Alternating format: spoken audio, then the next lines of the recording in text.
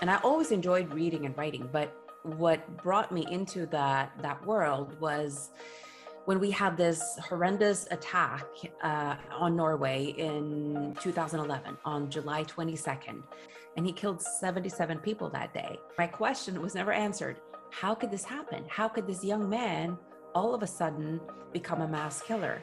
So I think we have in our society a general problem of people feeling that they are not seen, heard, or valued, which is part of this loneliness. You know, you don't really feel that you belong in our society. You don't really know what you're doing with your life. You don't have a sense of purpose. My phone rings, my friend calls, and she tells me, turn on the radio, Unni. There's been a bombing in Oslo where I actually had to put the manifesto down and just not read it for a while. You know, it was really, because I really got into it and I really could feel his pain and his struggle through all of the years.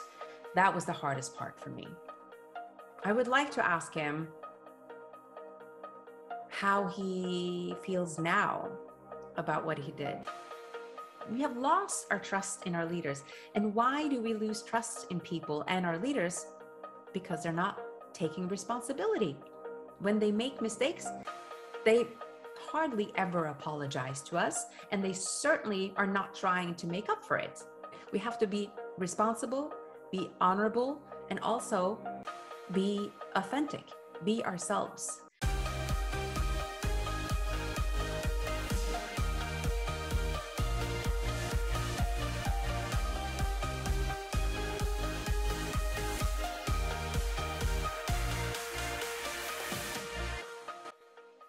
Ja, ich starte kurz auf Deutsch. Willkommen zurück bei Aurora Kelly. Wir haben einen englischen Gast heute, deswegen switche ich auch gleich wieder in Englisch. Yeah, welcome to all the listeners out there. And we have got one special guest today in our podcast. Unni Turrettini is our guest today. We welcome you and would like to... Yes, that you introduce yourself just in a few sentences to our listeners so that they, get to know you a little bit better. Yes, of course. Thank you for having me. It's such a pleasure to be here. And so, my name is Unni Turrettini, and I am Norwegian, but I have a very Italian name. My husband is Swiss, and their family came from Italy 500 years ago. So hence my mix of name there. And I'm an attorney by training. I worked in law and finance for almost a decade before leaving that world, and I started to write. And I always enjoyed reading and writing, but what brought me into that world was when we had this horrendous attack on Norway in 2011 on July 22nd, when Anders Breivik, this young man, 32-year-old, blew up a bomb in the city center, got away, and drove about 40 minutes outside of Oslo to this tiny island, heart-shaped island, full of teenagers that were there for a teenage summer camp. And he started shooting. He got to the island, started shooting, and he killed 77 people that day.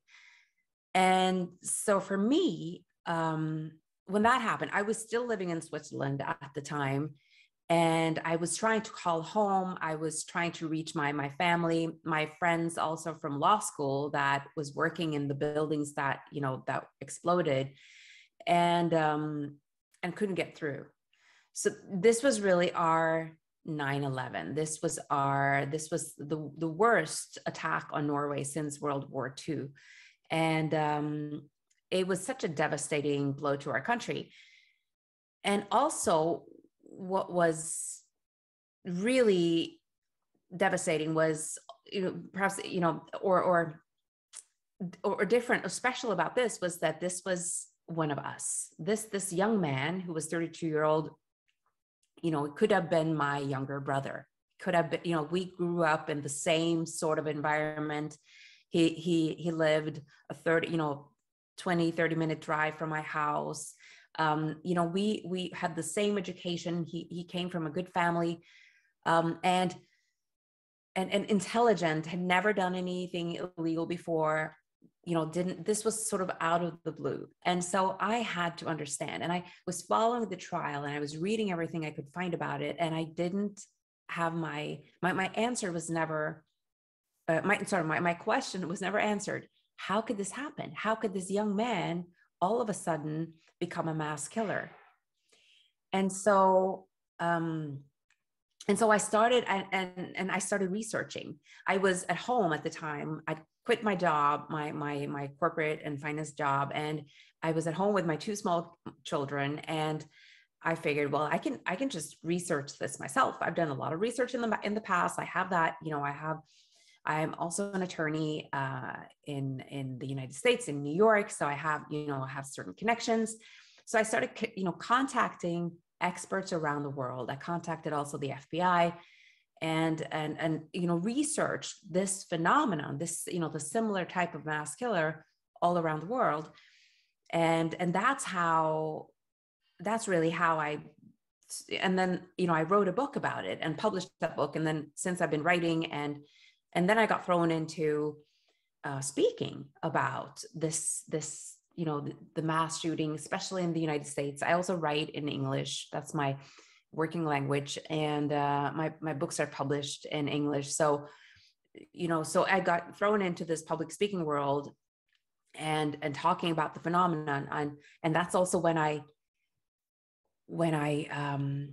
also started talking about and researching loneliness, which is a huge problem in our world today, and something that I can relate to, having struggled with loneliness myself. So which is what I talk mostly about today. And these mass killers are really just the extreme result of an extreme sense of loneliness, that you don't belong in our society. Ja, nachdem wir unseren Gast Unni Turrettini begrüßt haben, stellte sie sich kurz vor. Also sie kommt aus Norwegen, studierte früher, arbeitete dann auch im Finanzbereich, ist heute Schriftstellerin, und der Auslöser dafür war eben, und das ist auch so zentrales Thema des Podcasts, Anders Breiviks Terroranschlag 2011 in Oslo, beziehungsweise auf Utøya, in der Nähe von Oslo. Insgesamt 77 Menschen starben dabei, und das war eben ein einschneidendes Ereignis für sie persönlich und für das Land. Für sie vor allem, weil auch dieser Täter jeder Mann hätte sein können. Das beschrieb sie eben auch. Und dann kam für sie die Frage auf, wie konnte dieser junge Mann Massenmörder werden? Daraufhin warf sie ihren Job hin und recherchierte viel, sprach mit internationalen Experten, versuchte so zu verstehen, wie das passieren konnte, schrieb dann auch ein Buch darüber. Und sprach dann auch mehr darüber, also tatsächlich auch als Speakerin. Und dabei ist inzwischen Einsamkeit ihr zentrales Thema, wo eben Massenmörder dann Extrembeispiele für sind. Yeah, thank you for your introduction. So you also started with our theme today. So the theme will be Anders Behring Breivik and also the Utøya massacre. And also, of course, your book, because this is how we come to you. Your book is called The Mystery of Lone Wolf Killers. So you wrote it a long time ago. But when was the point that you thought, okay, I'm doing very much research and I'm talking to so many people about this man, that you thought, okay, I have to write a book? So when was this little point? Yeah, that's a great question. I think it was, well, actually, I know it was a really clear moment for me. It was almost a year after the event. So the attack happened on July 22nd, 2011. And then a year after, when the sentence came in, then, the whole trial went on, during that year, and the investigation and all of the things. And then he was sentenced to 21 years in prison, which is the maximum penalty in Norway. That's what we call a life sentence, but it's 21 years. It's not life. And so the sentence came in, and this was beginning of August in 2012. And I woke up that morning and the sentence came in, and I just knew that this is not over. we have to, in order to prevent this from happening again, because the thing is, what I think it's important to understand is that in Norwegian media, what came out and through this whole trial was that this is the one-time event. This is never going to happen again. This is a freak accident, like a freak case, not going to happen again, which is just not true. We see this around the world, this type of lone wolf attacks on our society, mass shootings, driving with a car into masses of people. In Germany, you've had several of these types of incidents, right? France as well. It's gonna happen again in Norway.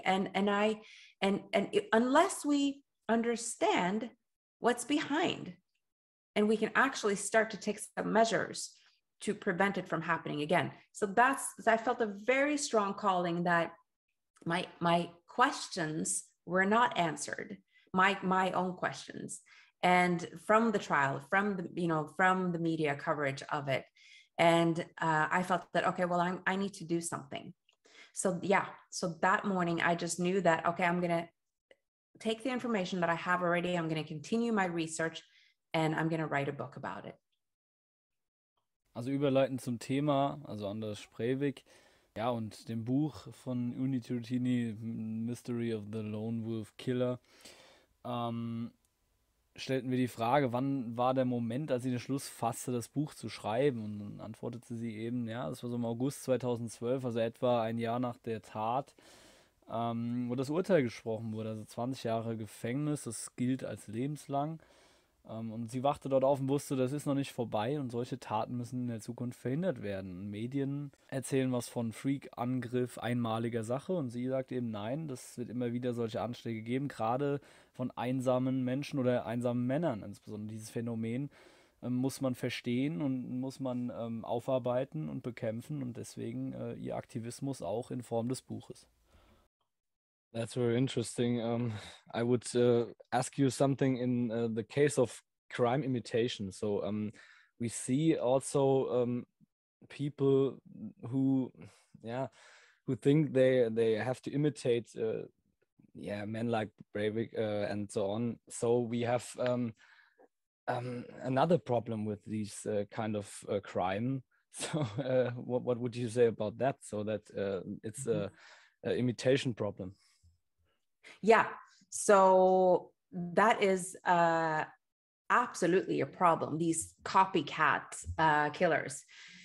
So I think we have in our society a general problem of people feeling that they are not seen, heard, or valued, which is part of this loneliness. You don't really feel that you belong in our society. You don't really know what you're doing with your life. You don't have a sense of purpose. And there's a lot of feelings that when you don't feel that people see you, you don't feel that you are valued, you don't you lack this sense of purpose in your life. And a lot of this is mostly for men, right? Because women tend to auto-destruct, like we destroy ourselves. We either commit suicide. I mean, a lot of boys and men do that too, of course, but men tend to, in a higher sense than women, take it out on the public. They take out their rage. There's a lot of rage, a lot of disappointment, a lot of sadness, a lot of grief for not having a sense of belonging and a sense of purpose. So you get these copycat killers who really just do it. It's what I call in my book, I call them often super suicides. They really just want to disappear from this world, but they're so angry and they want to take as many people with them as possible. So that's when you get these, the typical school shooter who then shoots himself before the police gets to him, right? So yeah, so absolutely. So they are very inspired by, and what you're saying is correct, because they are inspired by the lone wolf killer, who is actually not just just any kind of killer. It took him years to get where he got to, and they're extremists. ideologists. They adopt an ideology, so they're killing in the name of the ideology, whereas the copycat killer doesn't really do that. He just wants to get attention and go out with a big bang. Ja, auf die Frage, wie groß das Problem von Verbrechensimitation ist, ja, antwortet Turrettini, ja, das mit den Copycat-Killers ist ein bekanntes Phänomen, diese Nachahmer. Diese Menschen haben oft auch ja, keinen Anschluss in der Gesellschaft, fühlen sich ungesehen, fühlen, dass ihr Leben sinnlos ist, fühlen sich traurig, fehlende Zugehörigkeit auch. Es sind sehr oft Männer auch und ja, wollen dann mit sozusagen Super-Suicides viele Menschen mit in den Tod reißen. Gerade zum Beispiel Amokläufer an Schulen ist es in den USA sehr verbreitet. Und kriegen oft aber auch Inspiration durch Täter wie eben Breivik, ja, durch Ideologietäter, aber die Nachahmer selbst haben die eigentlich gar nicht. Doch diese Nachahmer, die haben eben keine Ideologie im Prinzip, sondern die machen halt einfach das, was sie schon gesehen haben, nach und wollen dann eben oft mit einem großen Knall sich verabschieden und erschießen sich oft dann selbst noch. Und genau, das ist auch sehr gefährlich und ein sehr großes Problem. Yeah, if that answers no, your sorry. question. Yeah, Lucas, did it answer your question? Yes, of course. Thank you very much. Okay. So this is very shocking for us because I read a lot about also the massacres in Germany, like the Amok of Munich, where an 18 years old killed, I guess, 8 or 9 people and hurted a lot, and also psychology. So back to the 22nd July. You told us you were in Swiss and you tried to reach anybody from your family who was in Norway that day. How exactly did you feel? So was there a little panic or were you very stressed? So how was your feeling emotion? Oh, this is the kind of moment that you know exactly, like it's these type of moments, when you know exactly what you were doing, what you were wearing, what, where you were, like this is the type of moment, right? Like I think like we all, or maybe you were too young to remember where you were on 9/11 in the United States, but this is type of like, oh, what were you doing on 9/11? This was the kind of moment for us Norwegians. So I was actually driving my car going up to the mountains because we were going to the mountains for the weekend, and I had my 2 kids in the back seat, and my phone rings, my friend calls, and she tells me, turn on the radio, Unni, there's been a bombing in Oslo. And so she was a Swiss friend. And so I turn on the radio and then I just hear that there's a bombing in Oslo. It's an explosion, but they didn't know anything. But of course, I've lived in Oslo. I have like all my friends in Oslo, and, my parents don't live exactly in Oslo, but like nearby. And we just didn't know. So as soon as I got to our cabin in the mountains, I remember I turned on I switched on the TV, and I was glued to the TV the rest of that night, and I couldn't couldn't sleep. I was just sitting in front of the TV. I was trying to, through the internet as well, to get onto Norwegian media to see what's going on. And then, there were news about there's, somebody's shooting on an island in addition to the explosion, but nobody knew. We didn't know.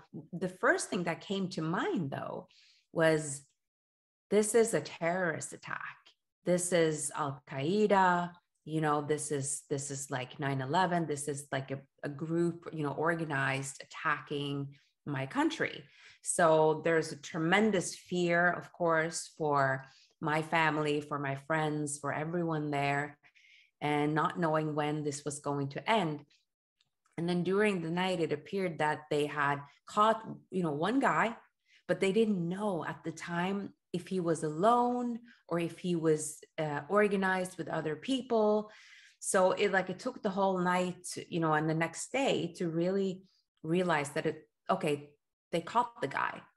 but like we didn't know that for a long time. So there's this, I think there was a tremendous shock that this could happen at all in my country. I mean, we're one of the most peaceful countries on earth. Like we don't have any of the problems that that comes from poverty or like any of those problems. We don't have those.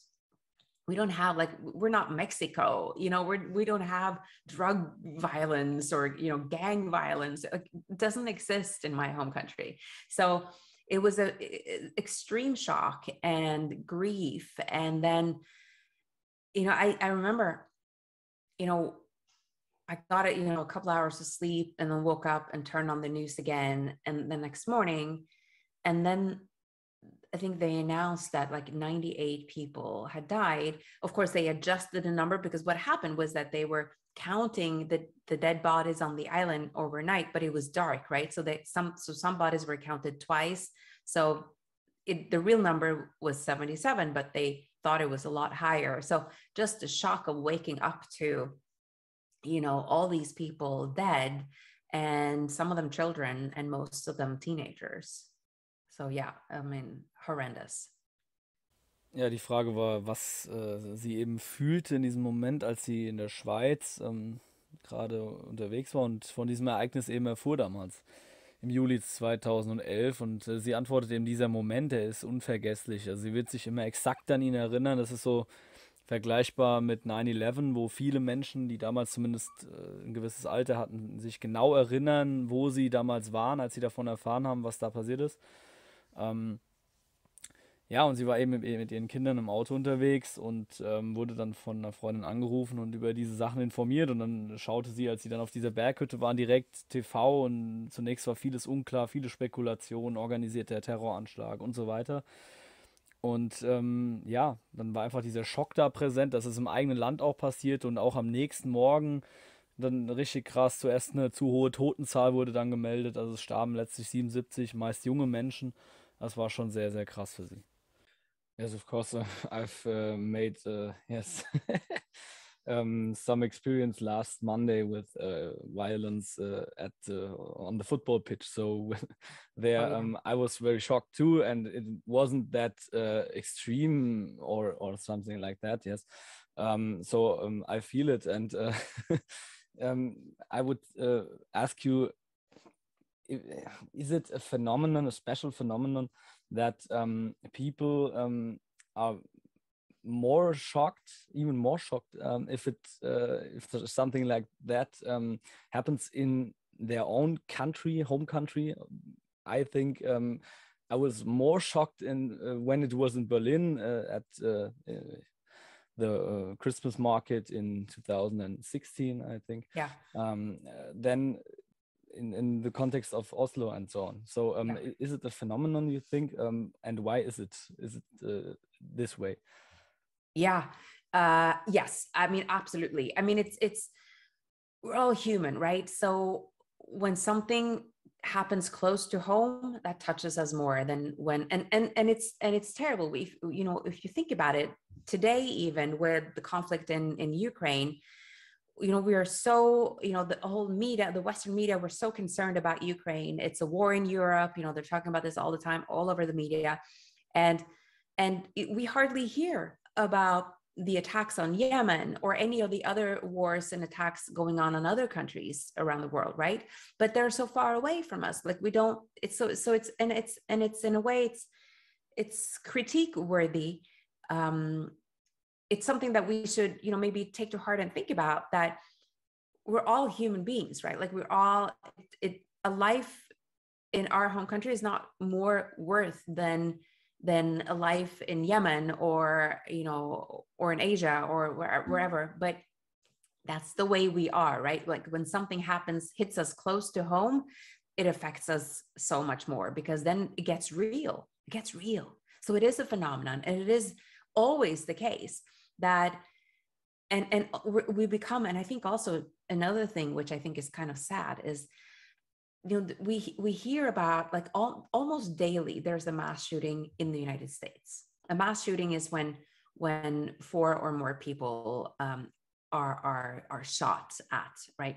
So and so daily, I mean, and especially now in the aftermath of COVID, even more, the mass shootings have skyrocketed, right? But we hear about it, but unless it's happening in our town, in our city, or in our, or near us, like we're just, oh, okay, well, there's just another one, we can't relate to it. And I think also it's a protectivism manner as well, because all the bad news that we get, if we were to take it to heart, everything that happened, we would be depressed, so we also have to protect ourselves. But when something happens close to us, like for you in Berlin, then it's like, whoa, this could have happened to me or somebody I know, right? Then it gets real. So absolutely. Ja, auf die Frage, ob dieses Phänomen, dass wenn was in der Nähe passiert vom eigenen Wohnort, vom eigenen Zuhause, dass es die Menschen mehr trifft irgendwie, antwortet Unni, ja, das ist völlig klar, dass es so ist, und es berührt einen mehr, wenn es natürlich im Heimatland oder in der Nähe des Wohnorts passiert. Man sieht es jetzt ganz gut, sagt sie, am Ukraine-Konflikt, weil der in Europa ist. Die Medien berichten ständig drüber, und die Menschen sind viel mehr dabei und berührt und haben Angst. Und ja, über den Krieg im Jemen oder so redet keiner. Und das sind ja auch Menschen und so. Und das ist für sie auch absolut kritikwürdig. Beispielsweise auch die Mass-Shootings in den USA, so, wo mehrere Menschen sterben bei Schießereien. Das ist auch so ein Beispiel, aber das geht im Prinzip, das lassen wir ja alles gar nicht so an uns heran, weil wir sonst auch wirklich kaputt gehen könnten daran, weil so viel von dieser Sorte einfach passiert. Wenn es in der Nähe passiert, wird die Gefahr eben real, und entsprechend fühlt man sich dann natürlich. Yeah, next question close to this. How did you saw the Norwegian reaction? So was there general shock, or was there anger, or was there sadness? So how did you see that the Norwegian society react? That is actually a really good question, and something I write about in my book as well, because of course, immediate reaction, shock, enormous grief. You have to understand that 1 in 4, so 1 out of 4 people actually knew someone who was killed that day in Norway, because we're such a small population, right? We're barely 5 million people. So it's a small country, people know each other. And so we were very affected by this, huge shock and blow to our country. And then, what came after in the days and the weeks after was a sadness and grief and sentiment that came from the government. Actually, it came from the government that we will not meet hatred with hatred, which I get, like, okay, let's not be angry, but let's just be sad and hold hands and walk with roses and meet all of this hatred with love. It's a beautiful thought, but the fact is, and this is something really important, is that of course there is anger and a sense of injustice, and that, like, this is part of the grief process, right, is to be angry. And with so many people losing their children, or losing a relative or someone they love, or friend, or and all of us, we were all affected by this. Of course, there is a rage. How could we allow this to happen, right, in our society? But that rage and that anger wasn't welcome in our society in general. So then you get a lot of different problems rising out of that. Even still today, people are really angry. But because we're not allowed, nobody told us that it wasn't allowed, but it was a general sentiment, and it wasn't really welcome to show this anger. But people are so angry, and we even had violence happening in the streets of Oslo in the weeks and months later, from survivors, right, who went out and attacked random people on the street because they were so angry at, they didn't know what to do with their emotions, their feelings, because there wasn't a space to where they could actually get it out, right? Get all these feelings out. Because feelings are this: if you don't feel them, if you don't work through the emotions, if you suppress your feelings, they will come and they will bite you in the back, right? This is it's not going away. They will become bigger problems. And that is also a problem with the killers, but it's the way of how we deal with difficult things in our society. And that's part of the problem why we get these killers too, because they have so much rage and they have no place to put it, this rage. They don't know what to do with it because nobody taught them what to do with it. And it's the same thing with the reaction after the massacre as well. So then you get a lot of other, and people get psychological problems, a lot of suicides, you know, a lot of depression, and, you know, you just never recover unless you actually deal with all the unpleasant emotions, because it's not natural to just love and say, oh, we forgive, you know, immediately. You know, forgiveness is a long process, right? So you can't expect the population to just, you know, be sad and you know, walk with roses and, you know, and sing beautiful songs, right? That's not the reality. It can be a part of it, sure, but let's not forget the real emotions and the difficult emotions here. Ja, Sammy fragte, ja, wie die norwegische Bevölkerung eben reagierte dann nach dem Anschlag. Und Unni sagte, ja, das ist eine gute Frage. Also es ist ja ein kleines Land und relativ wenige Menschen, die dort leben. Und es war natürlich ein riesiger Schock. Vor allem natürlich am Anfang Trauer, Fassungslosigkeit, ne? Und dann aber auch irgendwie diese Wut, dieses Ungerechtigkeitsgefühl, wie konnten wir das zulassen? Aber die Frage war irgendwie nicht willkommen, nicht gewünscht in der Gesellschaft. Und die Wut war aber trotzdem da, gerade auch zum Beispiel bei Überlebenden und so. Und diese Emotionen müssen eben aufgearbeitet werden, sagt sie. Und falls nicht, dann ist es eben ein großes Problem der Gesellschaft. Und das sieht sie eben auch in diesen Tätern, dass sich das da widerspiegelt und eben in dieser Reaktion danach. Ja, viele psychologische Probleme treten dadurch auf. Deshalb aufarbeiten und ansprechen, das ist ganz wichtig in diesem Kontext, sagt sie. Yes, of course, we've talked a few days before about the traumatizing events and in childhood, for example, and we also said that you have to face it and not so you can canalize your you can deal with your emotions, negative emotions. That's very important, I think. I would ask you too if it was really difficult to research about this topic, Breivik. So what was the worst for you during the whole research?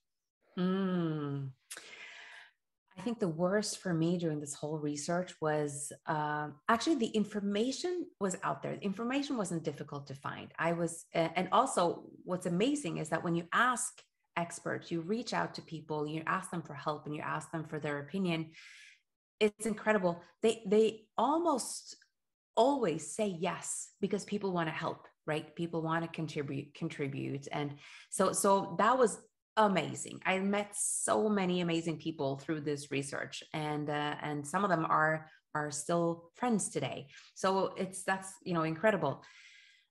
But the hard thing for me was because I really had to try to understand what's going on inside their heads. I had to get into their head, right? And get into their emotions and how they were feeling. And so for me, the hardest thing with this was reading Breivik's manifesto, which, you know, 1,500 something pages. All these other mass killers' manifestos as well. But what was hard about, especially with Breivik's manifesto, was the pain that I could feel in the manifesto, even if it didn't say it directly, but you could just feel it in his words and between the sentences, between the lines. this enormous struggle that he had and pain, and how he so wanted to find someone, people to belong with and feel that he mattered in the world. And he didn't find it. And he was disappointed again and again by his surroundings, by the people, by his school, by his parents, by his friends, by everyone. Disappointed him. Nobody saw the pain, although it was there. It was right in their face. There's so many red flags, and there are always so many red flags. That's what I found researching this book. And when you look at those red flags and you read the manifesto, so for me, just going through that, I got into a depression myself. I was very low. There were, a few months there where I actually had to put the manifesto down and just not read it for a while. It was really, because I really got into it, and I really could feel his pain and his struggle through all of the years. That was the hardest part for me. And also, I think also it was hard for me because I could recognize some of his pain in myself. I grew up, we moved around a lot when I was growing up. So I've always felt like I was the different child. Like I was the different one. I was the weird one. I didn't speak the right dialect. I never wore the right clothes. I was always like the weird one. And the odd kid, right? So I was never like the others. And that feeling that you are not like the others. And I so wanted to just fit in and be like everyone else. And I wasn't. And that, so I knew part of that, his struggle of not fitting in, of not feeling a sense of belonging.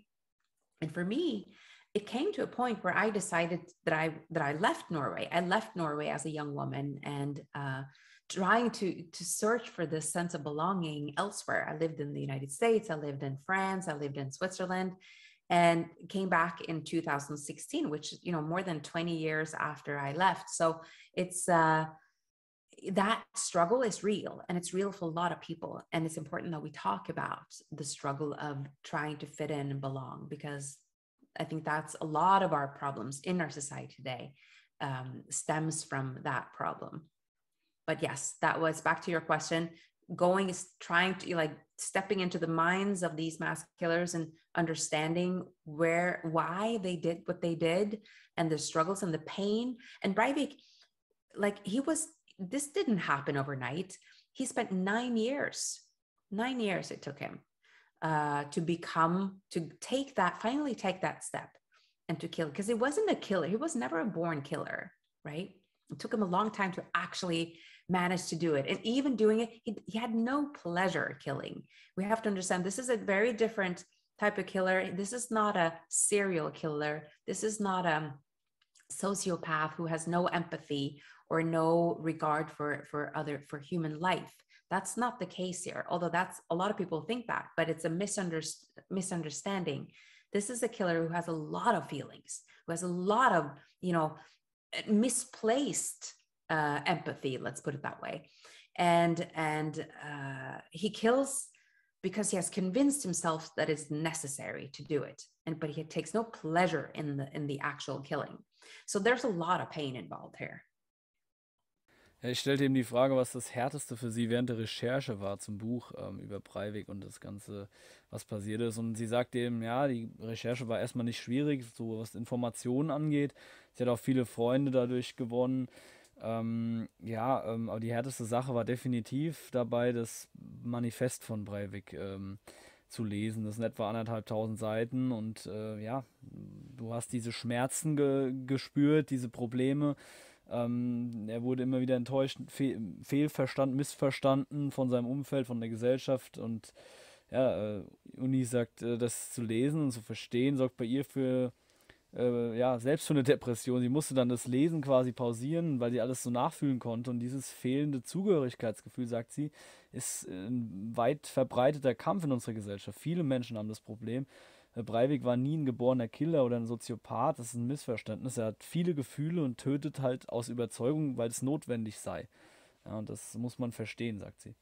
very, very interesting, because I've also read the psychological report from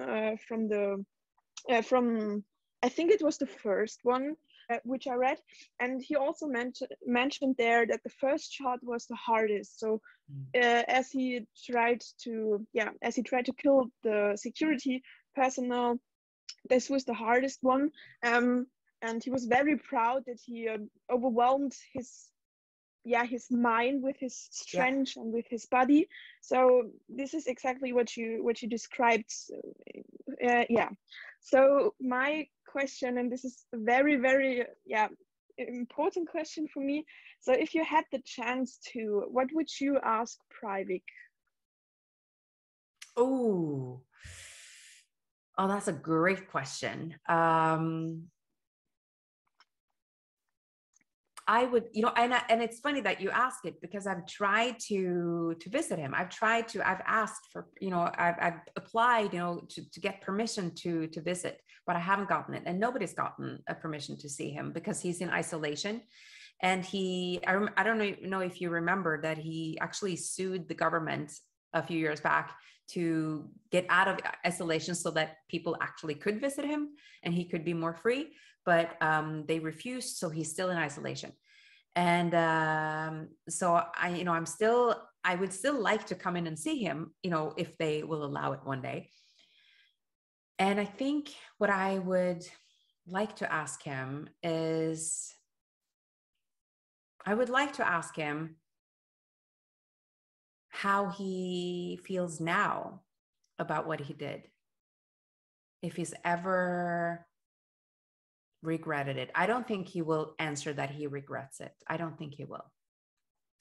But I would like to ask him also, does he feel less alone now, less lonely now that he's done that, and now he has this attention of the world every time he does something, or he writes a letter, or like it's on CNN, every time, like he has the world's attention now, so he got what he wanted. He wanted people's attention. He wanted to feel that he was important and that he mattered and that he was part of something. And he got that, he got that. It's just so tragic that he had to kill 77 people and wound hundreds of more people in order to get it. Why couldn't we just give it to him before, And so I think I would ask him how he feels about what he did.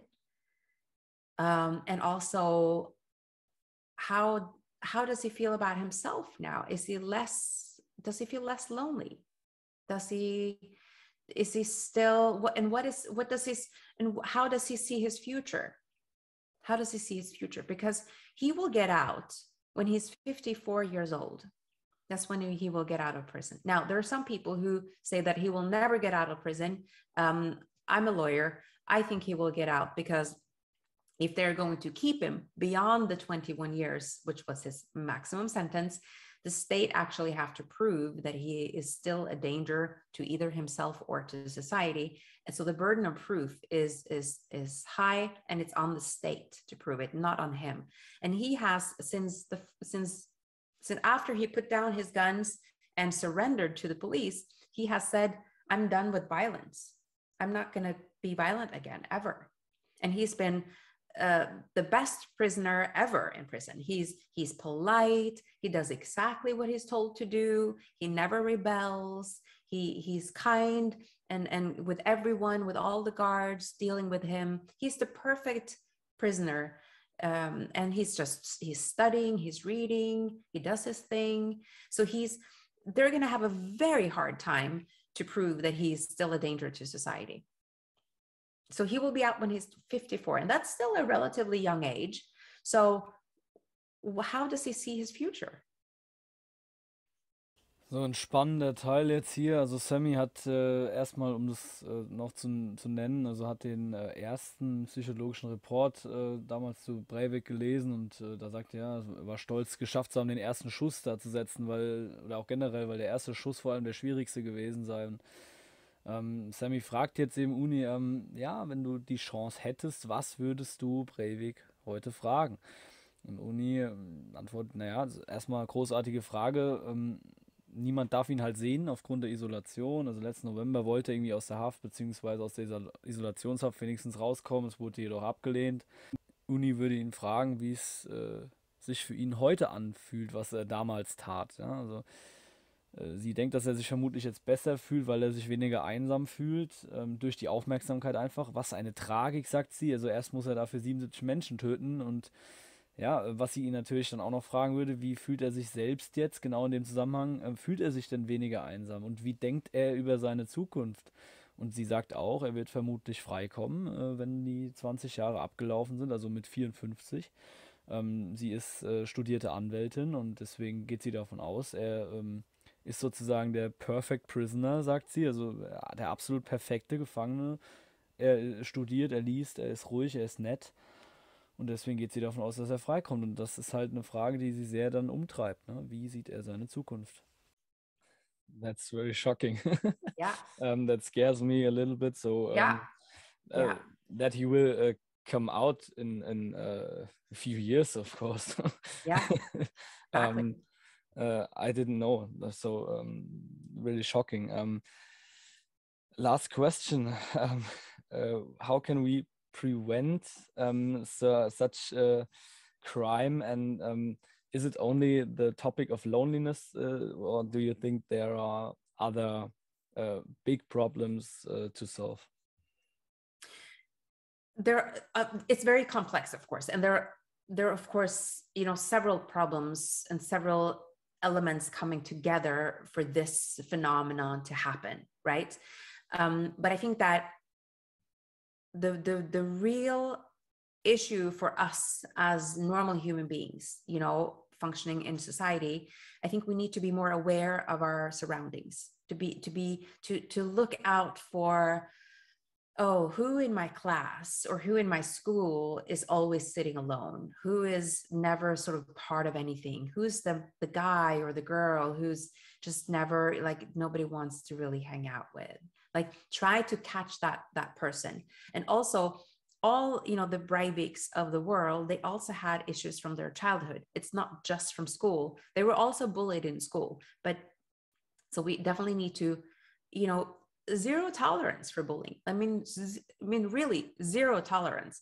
They say this here, like here in Norway, in the public schools, that they have zero tolerance, but they're not really doing anything about it. So it's not, it's just words. So it's just platitudes. So let's really try to do something about it. And then, and I think it's important for us to know also, and this is for our communities, as for me as a family, if I notice that there's a family in my neighborhood, there may be, as in Breivik's case, the father wasn't there. He was a diplomat. He was living abroad. The mother was alone with her kids. She had she had mental health issues, and she was also working at night. The kids were left alone. Like, all these little things happening. How can I think we need to be more courageous and stepping in and asking questions. We are so afraid in our society to bother, to disturb other people, right? But if we see something that we don't think looks right or feels right, act on it, reach out, ask them, how can I support you? How can I help you? Maybe I can take your kids, in my home, in the afternoons after school. Like, how can I support you? We need to be more caring and noticing, looking up from our busy lives and noticing what's going on just in our immediate surroundings. And if everybody does that, there is a big chance that we could catch and prevent this from happening again. So absolutely. And also, I think another thing, and this is a big issue, is the distrust.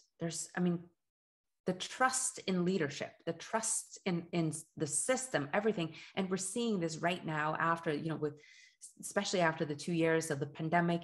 There's so much information, misinformation, fake news.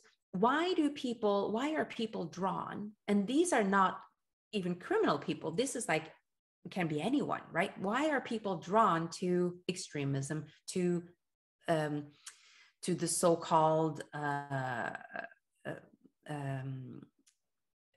the theories of conspiracy theories and all these things, because we don't trust our leaders. We have lost our trust in our leaders.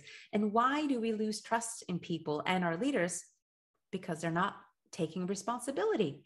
When they make mistakes, they hardly ever apologize to us, and they certainly are not trying to make up for it. And they don't own their mistakes. And we need to see that. We need to have leaders that are courageous enough to own their mistakes, to try to make it right, and that apologizes. And if it means that you step down from that leadership position because you messed up, well, you do that, right? So we need to have more responsible leadership. And also, I think for us, you and I, we can also practice, we can become leaders, right? Leadership doesn't have to come with a title. You can be a leader in your own life, in your own community, by being responsible in your own life, right? We can practice this, right? And teach the people around us. We can be more honorable. We can, which means that when we say we will do something, we actually do it. And if we cannot do it, then we contact the people involved and we tell them, okay, I'm sorry, like it's not, can't make it happen. Can we make a new agreement, right? We have to be responsible, be honorable, and also be authentic, be ourselves, which means that we stop losing ourselves to fit in, to try to be someone we're not, just because we think the other people are going to accept us. And that means that we stand for something.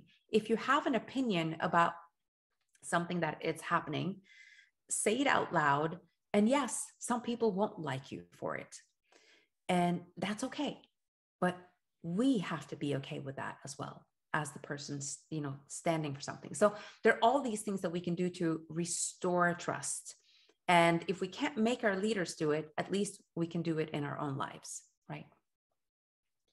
So that in combination with being more aware of our surroundings and our environment, and being, and reach out, bother people, ask them how you can help and support, and include people that seem to not have a lot of friends, right? Include them into your circle of friends. Also zunächst stellte ich fest, dass es halt wirklich schockierend ist, was sie da erzählt hat. Und dann fragte ich nochmal, ist es jetzt so, das Thema Einsamkeit das Zentrale, oder gibt es noch mehr Probleme, die wir da wirklich jetzt lösen sollten, auf dem Schirm haben sollten? Zunächst antwortet Unni, es ist wirklich sehr komplex. Das ist nicht nur die Einsamkeit. Und ja, was kann man machen? Im Alltag kann man vieles tun, aktiv werden, Brücken bauen, integrieren, Nulltoleranz bei Ausgrenzung, bei Mobbing, Diskriminierung, all diese Sachen. Auch einfach mal Hilfe anbieten. Und was sie auch noch, worauf sie verwiesen hat, ist, das Vertrauen in die Regierung ist halt erschüttert, ne, weil die keine Verantwortung übernehmen. Ne? Wir brauchen Mut zur Verantwortlichkeit. Regierung, aber auch die Leute, ja, normale Menschen auf ganz normalen Ebenen hier in deinem Umfeld, übernehmen Verantwortung, sei ehrlich, sei verantwortungsbewusst, sei du selbst, hab eine Meinung, hab deinen Willen und definier auch deine Möglichkeiten, auch deine Grenzen. Und so kannst du dann ja ehrlich deine Vertrauensbasis schaffen, und so können wir dann vielleicht auch generell sensibler, bewusster werden und auch Menschen inkludieren, die vielleicht alleine wirken, einsam wirken und Außenseiter vielleicht sind, und das eben dann ändern. Und so können wir vielleicht dieses Problem, was halt zentral ist, die Einsamkeit, vielleicht etwas bekämpfen. Ja. Wow, that's a long answer. No, this is perfect, because this is a perfect, we can say ending words, because this is very, very wise and everything. So thank you very much that you took your time for us and standard our questions, something like a bit re-traumatizing to the days on and after the 22nd July. Thank you very much that you've been here, and that you just explained us the things, how you see them, and how we can be hopefully a better society. Thank you so much. And if I can just add one thing, actually, that we can all easily do, and this is something that I learned from one of my mentors, Jen Gottlieb, and she taught me this, and she said, help one person every day. So and it spells out hope. You know, it gives hope. So H, help, O, one, P, person, and E, every day. So, and that means that can be so little as calling up someone that you haven't spoken to in a while. Just, how are you doing? Or just sending a text message. Or maybe it's through social media. You comment on somebody's post and you're like, how are you really doing? Like, how can I, like, let's have a virtual coffee or something, just help one person every day. And I think that goes a long way when it comes to this. Thank you so much. Thank you. That was a great closing statement. And thanks also to our listeners. Danke an alle Zuhörer an der Stelle und bis zum nächsten Mal, hier auch auf Deutsch abzuschließen wieder. Thank you very much. Thank you. Also wir haben uns für das Interview bei ihr nochmal bedankt und Unni fügte nochmal hinzu, um das zu ergänzen. Ja, als Closing Statement, als Abschluss des Ganzen, helft einer Person jeden Tag und sorgt somit für Hoffnung. Und damit bis zum nächsten Mal. Macht's gut.